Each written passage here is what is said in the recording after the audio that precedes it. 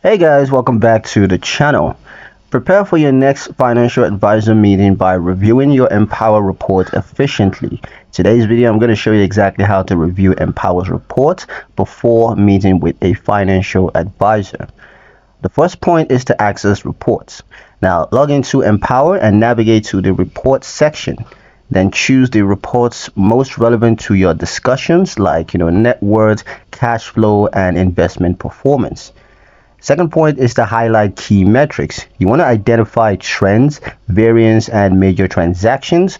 Also want to note anything unusual or significant that needs explanation. Third point is to compare goals versus reality.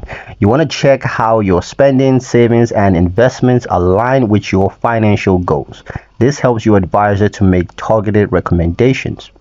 The fourth point and final one is to prepare questions. You want to list questions about investment performances, budgeting, or just retirement planning based on your report findings. This ensures a productive session. Being prepared helps you to make the most of your advisor's expertise. And that's pretty much it for the video, guys. Hope you liked it. Hope you found the information here useful enough. If you did, like, share, and subscribe for more helpful tutorials. Thank you guys for watching, and I'll see you in the next one.